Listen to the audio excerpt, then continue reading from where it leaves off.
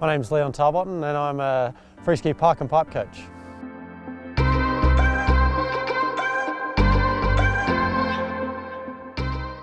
The sport that I work with is in the freestyle family, and freestyle is obviously one that has quite a bit of expression.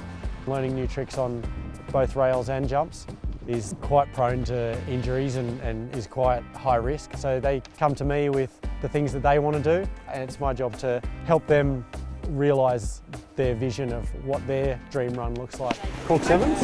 Don't want Cork right now. near? Not near first. Why not? Grabbing. That's what you've been practicing. Yeah, but grabbing on a small jump's scary. One of the biggest challenges in our sport is an athlete's relationship with fear. It's unfortunately something that these athletes have got to face multiple times a day. So when you're coming into a jump and you're feeling nervous, you need some muscle memory and some good repetition under your belt.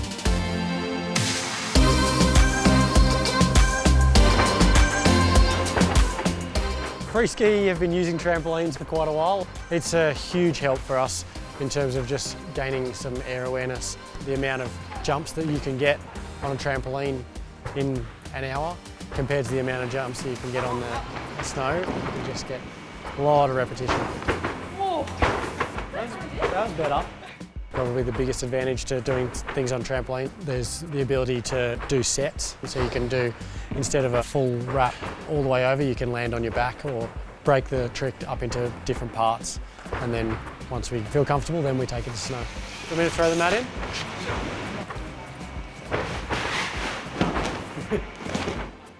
It helps dampen the landing, but also just huge for confidence. You're trying to piece things together and they're nervous that they won't land on their feet. And just knowing that someone's going to throw a mat in can help build their confidence. Way better than last week we were here. Yeah. We often play games where one person sets a trick and the other person has to add to that trick. The athletes and participants push each other to get outside their comfort zone to work on axis that they wouldn't normally do. So that's trampoline here at Thredbo. We've learned a lot of new tricks, some new axes in a nice safe environment. We're ready to take some of this new stuff to Jindabyne and pop it on the airbag. Hopefully from there, after a couple of sessions, we're ready to put it on snow. Much better. So yeah, after the trampoline, we're here now. We've got an airbag facility here which is transferring what we've learnt on the trampoline to a forward-moving jump and landing progression, which is closest we're going to get to when we tomorrow put it on snow. We utilise wherever we can. We've tried lots of different places and warmed up in all sorts of different environments. Red ball, right hand. Red hand, right ball. We go yellow, left hand. Warm up the muscles, the joints. Oh. We've just done that, and we're just trying to switch the brain on, because when we get on the bag, we're going to be giving some instruction and working on trying some new things. Nice. Let's put some boots on. We'll head on up there.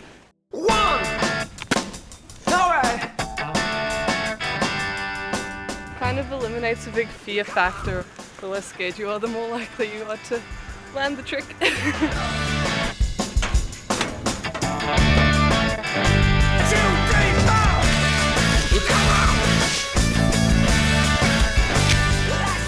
Are we pressing the button? Sorry, yes.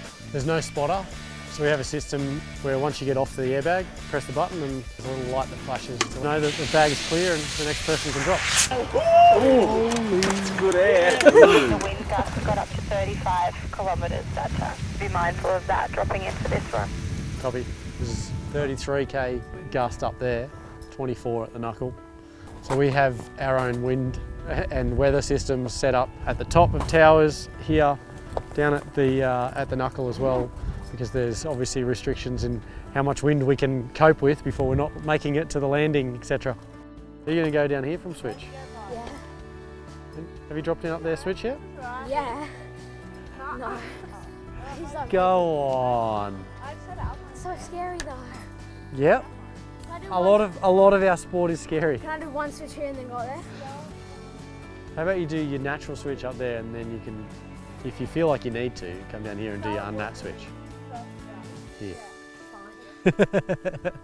Yeah, my man. You got this. My man.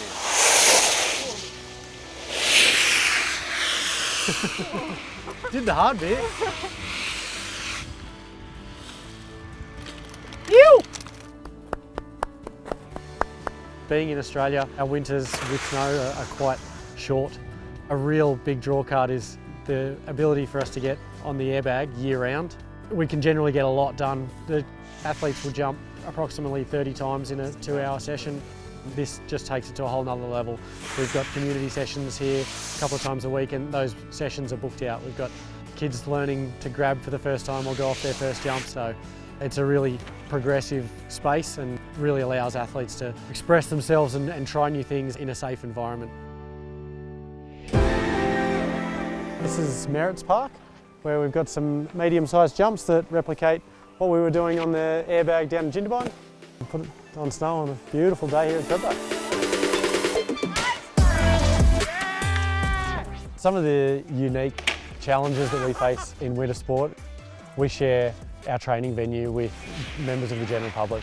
The athletes' safety is their own responsibility. Every morning we'll go through and do a safety inspection run, feel the speed of the snow just to make sure that nothing's changed too much.